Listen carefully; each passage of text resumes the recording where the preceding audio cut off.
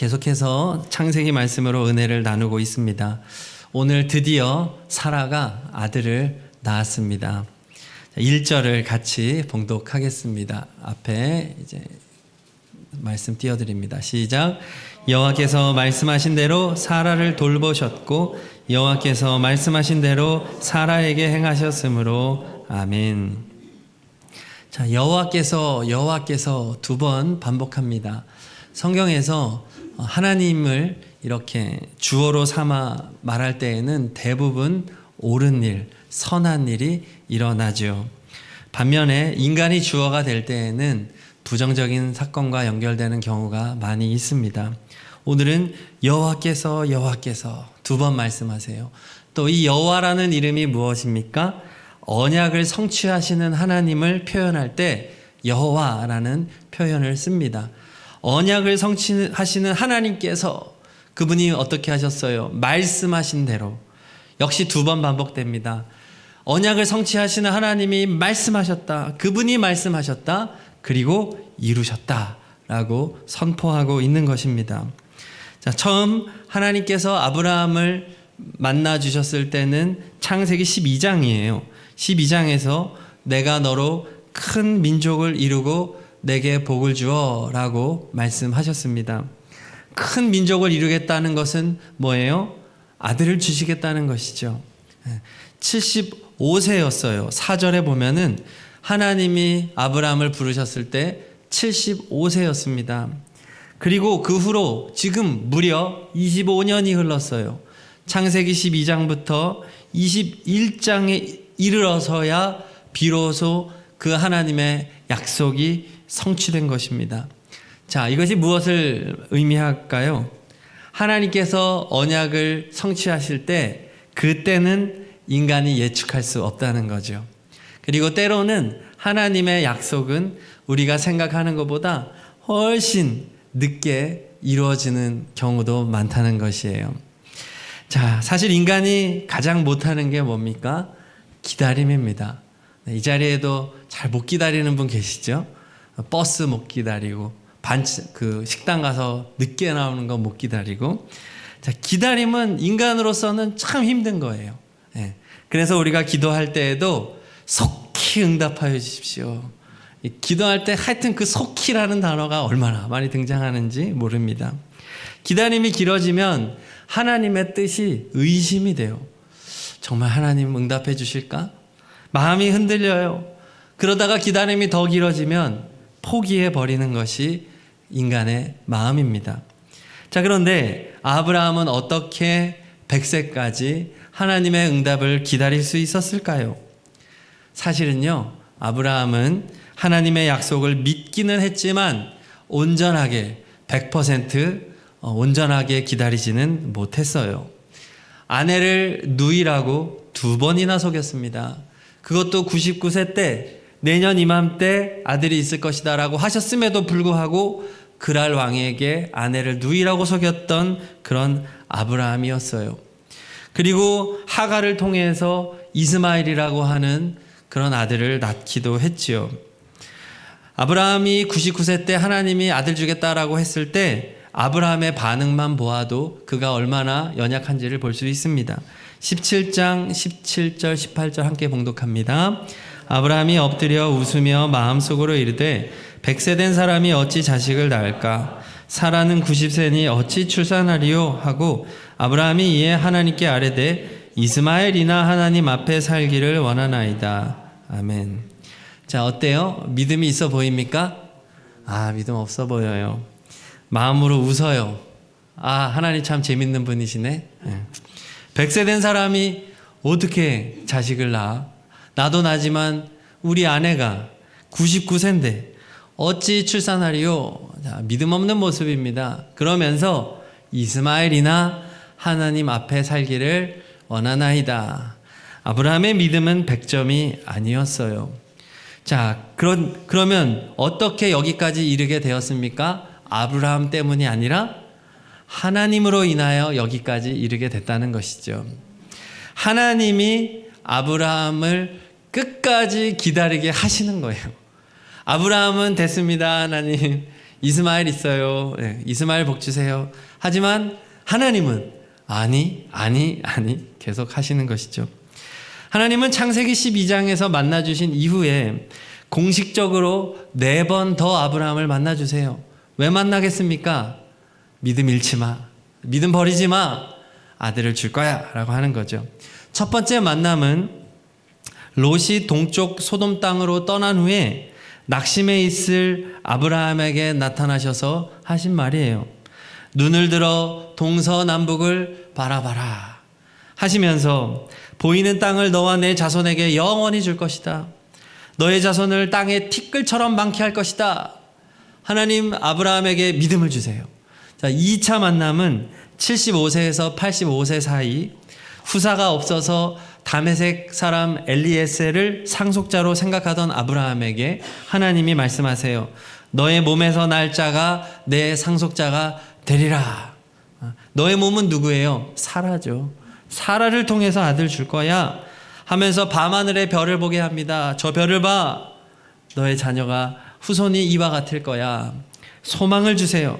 아브라함이 이를 믿으니 의로 여기셨다 말씀하십니다. 자, 그리고 3차로 99세 때 이스마엘을 낳고 나서 13년 동안 침묵하셨던 하나님께서 나타나세요. 그때 아브라함의 이름을 아브라함으로, 사레의 이름을 사라로 지어주면서 열국의 아버지 어머니, 즉 아들을 낳을 것이라고 하는 약속을 그들의 이름에 새겨주시고 또 할례를 명하셨습니다. 또 99세 때 예수님께서 두 천사와 아브라함을 찾아와 대접을 받으시고 사라가 들으라는 듯이 말씀하셨죠. 내년 이맘때 내 아내 사라에게 아들이 있으리라. 도장을 찍어주세요. 하나님은 계속해서 믿음을 놓고 있는, 점점 기다림에 지쳐있고 포기해버리는 아브라함을 찾아와 계속해서 그에게 믿음을 주고 계신 거예요. 심지어 하나님께서는 바로 왕의 꿈에도 나타나고 그랄 왕의 꿈에도 나타나서 아브라함의 아내 사라를 돌려보내도록 하신 하나님이십니다. 그렇습니다. 믿음을 주시는 주체는 누굽니까? 하나님이십니다. 인간의 노력으로 믿음을 가질 수 없는 것이에요. 하나님은 아브라함은 포기했다라고 성경은 우리에게 말해주고 있는 것이죠. 우리로 하여금 하나님의 약속의 때를 기다리게 하는 것이 무엇이에요? 결국 하나님의 말씀인 줄로 믿습니다. 하나님의 말씀은 우리에게 소망을 줘요. 하나님의 말씀은 포기하지 않게 해요. 현실은 계속해서 포기하게 만듭니다. 끝났어. 하나님은 안 끝났어. 성도 여러분, 그러므로 의심 가득하고 늦어지는 이 기다림 가득한 세상에서 우리가 붙잡아야 할 것이 무엇일까요? 바로 하나님의 말씀인 줄로 믿습니다. 할렐루야. 하나님의 말씀을 가까이 하면 소망이 생기는 거예요. 하나님의 말씀은 우리로 포기하지 않게 하기 때문입니다. 그러므로 하나님의 말씀을 가까이 하시기를 축복합니다. 하나님의 말씀으로 심령을 채우시기 바랍니다. 그러면 말씀이 나를 이끌고 가는 거예요. 포기하지 마. 안 끝났어. 하나님의 때는 아직 오지 않았어. 라는 소망의 말씀을 성경은 주시는 거예요. 자, 그렇게 아브라함은 다 포기하고 했지만 하나님의 때가 되자 거침없이 하나님의 뜻이 이루어졌다 말하는 겁니다. 아브라함이 아들 이삭을 낳았을 때 아브라함의 상태는요, 사실 희망적이지 않아요. 오늘 2절 말씀을 읽겠습니다. 사라가 임신하고 하나님이 말씀하신 시기가 되어 노년의 아브라함에게 아들을 낳으니. 자, 노년이라고 말하고 있지요. 7절 후반부 읽겠습니다. 사라가 자식들을 젖먹이겠다고 누가 아브라함에게 말하였으리오마는 아브라함의 노경에 내가 아들을 낳았도다. 아멘. 자, 이번에는 아브라함의 노경이라고 합니다. 당연히 사라도 노년이고 노경입니다. 노년이 뭐예요? 늙었다는 거죠. 객관적인 나이가 많이 들었다는 겁니다. 노경은 무엇입니까? 늙음으로 인해서 마음이 쓸쓸하고 허전하고 처량하고 우울해진 상태를 말할 때 노경이라는 표현을 씁니다. 자, 아브라함은 긴 기다림 속에서 사실은 노년이 되었고 노경이 되었어요. 소망이 없는 때였어요. 그렇지만 하나님이 약속한 때가 되자 하나님은 그럼에도 불구하고 거침없이 약속을 성취하는 하나님이다 하는 거예요. 할렐루야. 우리가 좋아질 때 응답이 되지 않아요. 하나님의 때가 되면 하나님이 이루어 가시는 줄로 믿습니다. 나는 여전히 부족하고 여전히 연약하고 여전히 절망적일 그때에도 하나님이 이루어 가시는 거예요. 그래야지 하나님이 했다라고 우리는 말할 수 있기 때문입니다. 자, 결국 아들을 품에 안은 사라의 고백을 보겠습니다. 6절을 같이 읽겠습니다. 사라가 이르되 하나님이 나를 웃게 하시니 듣는 자가 다 나와 함께 웃으리로다. 아멘. 사라는 기가 막히죠. 네. 그녀의 감정을 표현할 수 있는 것은 웃음밖에 없습니다. 하나님 나를 웃게 하셨습니다. 나뿐만 아니라 듣는 자들이 다 나와 함께 웃을 수밖에 없네요 합니다. 이 기쁨을 무엇으로 비교할 수 있을까요? 인간이 느낄 수 있는 최상의 기쁨을 누리고 있습니다. 그동안 아브라함 곁에서 아브라함의 주변의 사람들은 다 복받았어요. 그런데 사라만 점점 더 비참한 상황이 되었지요. 인생 가장 낮은 곳에서 가장 처량하고 가장 그런 노년과 노경에 있는 이 여인 사라가 평생 한번 제대로 크게 웃어보지 못했을 이 여인 사라가 지금 감격에 차서 그동안 못 웃었던 모든 웃음을 다 끌어다가 한박 웃음을 지고 있는 것입니다. 이 장면을 한번 상상해 보세요. 정말 그 무엇으로도 상상할 수 없는 기쁨입니다. 자, 사라의 이 기쁨이 상징하는 게 무엇일까요? 모든 희망이 사라져버린 곳에서 오직 하나님의 언약으로 하나님의 말씀과 하나님의 은혜로 얻어진 기쁨, 죽었던 태에서 가장 귀한 생명이 태어난 이 기쁨, 아들을 얻은 이 기쁨은 바로 구원의 기쁨을 상징하는 것입니다. 세상의 그 무엇과도 비교할 수 없는 천국의 기쁨을 말하여 주는 것이에요. 우리 모두는 다 죄로 인하여 절대로 웃을 수 없는 존재가 되었습니다. 그렇지만 하나님의 약속, 하나님의 언약대로 이 세상에 오셔서 구원을 완성하신 예수 그리스도로 말미암아 우리는 세상에서 가장 큰 웃음으로 웃을 수 있는 사람이 된 줄로 믿습니다. 그러므로 웃음이라는 의미를 가진 이삭은 아브라함과 사라에게만 주어진 선물이 아니라 예수님을 믿는 모든 성도들에게 주어진 하나님의 형언할 수 없는 귀한 기쁨의 선물인 줄로 믿습니다. 우리에게도 사라와 동일한 기쁨과 선물이 주어졌다는 거예요. 그게 바로 구원인 것입니다. 성도 여러분, 구원을 기뻐하고 계십니까? 구원이면 충분하십니까? 우리는 정말 그러한 존재라고 하는 사실이에요. 하나님께서 이렇게 약속을 오직 하나님의 은혜와 주권으로 성취하십니다. 자, 이렇게 하나님이 약속을 성취하셨을 때 아브라함이 지켜야 할 약속이 있어요. 4절을 읽겠습니다. 그 아들 이삭이 난 지 8일 만에 그가 하나님이 명령하신 대로 할례를 행하였더라. 할례를 행하여야 했습니다. 할례는 남자 생식기의 표피를 베어버리는 것이죠. 피를 흘리는 언약입니다. 바로 예수님께서 십자가에서 피를 흘리신 것을 우리의 몸에 새기라는 언약이지요. 예수님께서 피를 흘리심으로 우리의 모든 죄를 제거하셨다. 이것이 할례입니다. 결국 아브라함을 통해서 지금 이삭을 할례를 함으로 우리에게 주시는 명령이 뭐예요? 예수 그리스도의 십자가 보혈을 믿는 믿음을 우리의 마음에 새기라는 것입니다. 이것이 하나님이 오늘날 우리에게 요구하는 것이에요. 예수 그리스도를 향한 확실한 믿음을 마음판에 새겨라. 이 할례가 오늘날의 세례가 된 것이잖아요. 그러므로 우리는 늘 우리에게 구원을 허락하신 예수님의 십자가를 바라보아야 하겠습니다.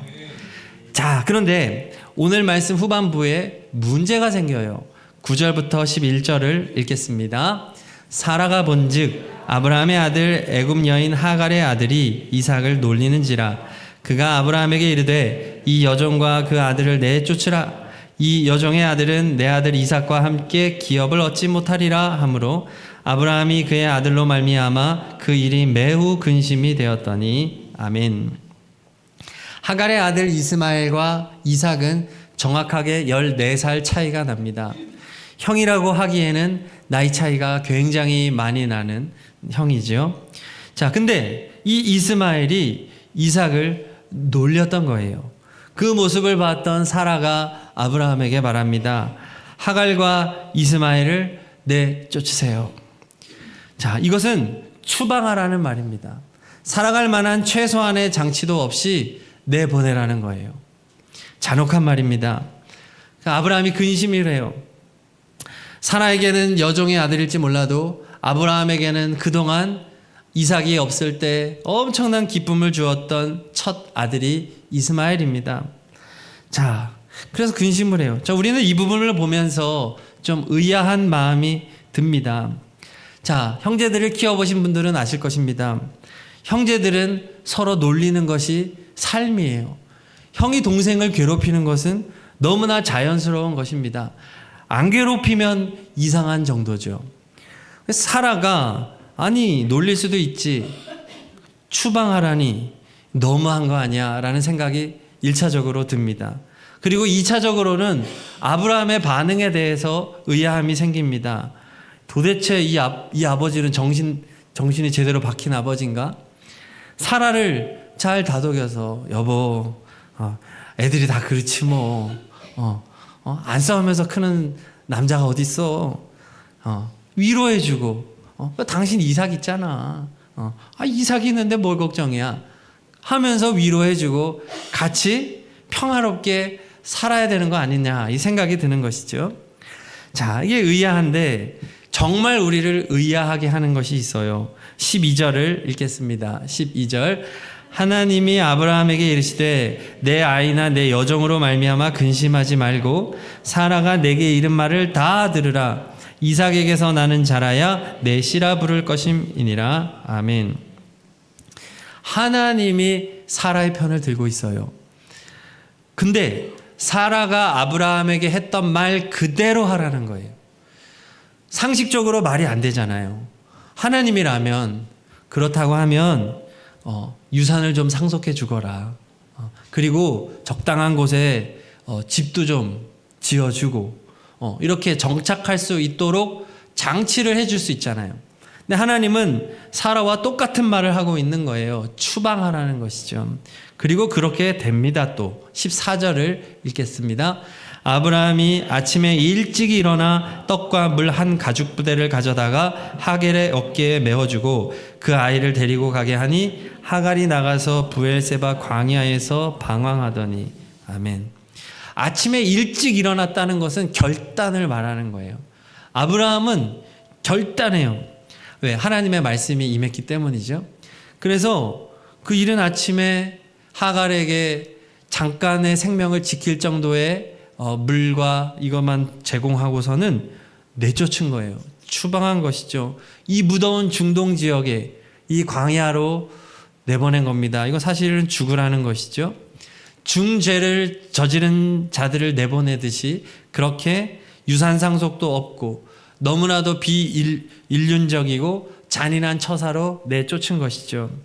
너무나도 이 장면이 우리에게는 충격적인 장면입니다.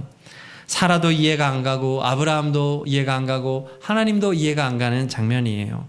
자, 우리가 이 부분은 영적으로 해석을 해야 합니다. 자, 이스마엘은 누구입니까? 아브라함과 사라가 하나님의 약속을 믿지 못하고 낳은 자식이에요. 하나님의 말씀, 너의 몸으로 낳은 아들에게 미래를 약속하셨는데 하나님의 말씀을 믿지 못하고 인간적인 방법으로 낳은 결과가 바로 이스마엘입니다. 인간의 노력, 인간의 열심, 바로 율법을 상징하는 인물이 이스마엘이에요. 자, 그리고 이삭은 누굽니까? 이삭은 다친 태에서 낳은 아들이에요. 오직 하나님의 언약, 하나님의 은혜로 말미암아 주어진 선물이죠. 바로 복음을 상징하는 것이 이삭입니다. 이삭의 이름인 웃음도 기쁜 소식, 복음을 상징하고 있지요. 이스마엘은 율법이고 이삭은 복음이에요. 자, 9절을 다시 우리가 생각해 본다면 이스마엘이 이삭을 놀렸다라고 성경은 기록하고 있는데, 그 놀렸다라고 하는 원어적인 의미는 단순히 철없는 아이가 장난치며 짓궂게 놀렸다는 단어가 아니에요. 굉장히 강한 의미를 가지고 있습니다. 가정 내의 상속권, 영적 주도권을 두고 벌어진 심각한 수준의 조롱과 압박이 이루어졌다는 거예요. 이스마엘은 이삭에 대하여 굉장히 영적인 질투심을 가지고 이 가정의 주도권을 두고서 그를 심각하게 압박했다는 사실이에요. 사도 바울은 갈라디아서에서 이 장면을 해석합니다. 갈라디아서 4장 28절 29절 읽습니다. 형제들아, 너희는 이삭과 같이 약속의 자녀라. 그러나 그때 육체를 따라 난 자가 성령을 따라 난 자를 박해한 것 같이 이제도 그러하도다. 창세기에서는 놀렸다라고 기록되어 있지만 갈라디아서는 뭐라고 말해요? 박해했다고 기록하는 것이죠. 네, 이스마엘이 이삭을 놀린 것은 율법이 복음을 박해했다는 거예요. 즉 유대 율법주의자들이, 종교 지도자들이 복음이신 예수 그리스도를 박해한 장면인 것입니다. 그러므로 내쫓아야 하는 것이에요. 자, 그동안 이스마엘은 아브라함 집에서 아들인 척 합법적으로 살아왔죠. 자, 그렇지만 그의 신분은 철저히 종이었습니다. 아무리 아브라함이 주인이다 하더라도 여종을 통해서 자식을 낳으면 그 자식의 신분은 종이 되는 것이 그 당시의 원칙입니다. 자, 그러나 이제 이삭이 태어났습니다. 이삭이 태어났으면 이제 이스마엘은 더 이상 아들의 행세를 할 수가 없어요. 진정한 상속자가 태어났기 때문입니다. 이스마엘은 종이지만 이삭은 자유인입니다. 주인의 아들이에요. 여주인의 아들이기 때문에 신분이 완전히 달라요. 자, 그러므로 이스마엘의 입장에서 이삭은 너무나 불편한 존재예요. 왜요? 그동안은 자신이 아들이었기 때문이죠. 그러나 이제는 이것을 넘겨줘야 되니 너무 불편했기 때문에 학대한 것입니다. 이삭을 박해한 것이에요. 자, 그렇습니다. 예수님께서 이 땅에 오시기 전까지는 율법이 이스라엘을 다스렸어요. 율법이 이스라엘의 아들인 것처럼 느껴졌습니다. 그렇지만 예수 그리스도께서 세상에 오신 이후에는 율법이 복음의 자리를 내어 주어야만 합니다. 이제 복음이 통치하는 시대가 도래했기 때문입니다. 자, 그런데 율법에 사로잡힌 유대 종교 지도자들은 예수님이 너무 불편한 거예요. 왜냐하면 자신들의 시대가 끝났다는 것을 인정하기 싫기 때문입니다. 자신들은 이제 추방되어야 할 존재에 이미 명확해졌기 때문입니다. 그러므로 유대 종교 지도자들이 예수님을 박해하고 예수님을 죽인 것입니다. 자, 그러므로 오늘 하나님께서 아브라함과 사라에게 하갈과 이스마엘을 내쫓으라 라고 허용하신 것은 이제는 율법적인 신앙생활을 버려라 라는 것을 말하여 주는 것이에요. 이제는 복음의 시대가 왔다는 것입니다. 복음이신 예수 그리스도만 남기라는 거예요. 그리고 율법을 따라 살아왔던 모든 신앙생활은 이제 철저하게 버리라는 것입니다. 십자가의 복음만 붙잡으라는 것입니다. 사람을 높이고 인간의 노력과 공로를 자랑하던 모든 것들은 이제는 다 버려야 한다는 것이에요. 결국 오늘 말씀을 그저 인간적인 관점에서 바라보면서 야, 사라 너무하다, 아브라함 너무하다 라고 생각해서는 안 된다는 거예요. 오늘날에도 이 율법주의적인 외침이 우리들에게 있습니다. 그래도 인간이 중요하지. 그래도 인간의 노력이 필요하지. 착하게 살아야지. 인간의 공로를 쌓아야지. 업적을 쌓아야지. 더 좋은 그리스도인이 돼야지. 예배 빠지지 말고 헌금 생활 잘하고 더 헌신하고 더 봉사하고 더 헌신해야지. 끊임없이 우리에게 요구하는 것이 율법입니다. 율법주의자들의 목표는 하나예요. 진정한 그리스도인을 만드는 데는 목적이 없습니다. 율법주의자들의 목적은 통제에 있어요. 그리고 예수 그리스도를 삭제하는 것에 있어요. 예수 그리스도를 삭제하고 그 자리에 자기가 들어가는 것. 이것이 율법주의자들의 목표이고 그것이 교주가 만들어지는 과정인 것입니다. 그러므로 성도 여러분, 오늘 말씀이 우리에게 주는 메시지는 선명한 거예요. 오직 복음으로 살아가라는 것입니다. 예수 그리스도께서 이 땅에 오시어서 율법을 완성하시고 우리에게는 복음을 안겨주신 줄로 믿습니다. 이제 우리는 예수님으로 말미암아 완전한 기쁨을 얻었습니다. 참 자유를 얻었습니다. 우리는 이제 한박 웃음을 지면서 아들의 권세를 마음껏 누릴 수 있는 상속자가 되었습니다. 우리는 오늘을 천국으로 살아가면 되는 것입니다. 아들로서 기쁘게 신앙생활 하면 되는 거예요. 하나님이 나를 자녀 삼아 주셨으니까 기쁘게 예배 생활 하십시오. 자발적으로 헌금 생활 하십시오. 그리고 내 마음에 감동이 오는 대로 헌신하시고 선교하시고 구제하시기를 바랍니다. 오늘도 여선교회에서 어제부터 저 오이 소박이 하고 저것을 다 만들어서 해요. 화요일에는 밥상 공동체에 가서 또 반찬 봉사하고 또 여기저기 반찬 우리 성도님들 가운데 도움 필요한 분들 나눕니다. 이거 누가 시켜서 하면 어떻게 합니까? 아유, 또 일 만들었네 또. 아유, 여성교회 회장 일 좀 그만 만들지. 나 오늘 주방 봉사인데 또 겹쳤네. 막 이런 압박이 들면 우리가 어떻게 신앙생활 합니까? 나 주말에 피곤한데. 신앙생활을 율법적으로 하면 괴로움밖에 없는 거예요. 뭘 또 헌금하라 그러냐. 하여튼 헌금 드럽게 많네. 자꾸 압박만 하면 신앙생활을 어떻게 하겠어요? 목사님 얼굴만 쳐다봐도 돈 내라는 것 같고, 선교사님 오시면은 또 헌금해야 되나? 어떻게 우리가 그렇게 신앙생활 합니까? 율법에 눌려서 하는 거예요. 성도 여러분, 자유하시기를 축복합니다. 기쁘게 신앙생활 하시기 바랍니다. 절대로 요구하지 않을 거예요. 네. 집사되고 권사되고 장로되고 헌금 강요하지 않습니다. 모든 것은 자발적입니다. 기쁘게 자유인으로 살아가시기 바랍니다. 그게 복음으로 살아가는 거예요. 웃으면서 신앙생활 하시기를 바랍니다. 어떻게 가능하냐? 예수님만 선택하는 거예요. 예수님만 기뻐하는 거예요. 예수님만 사랑하는 거예요.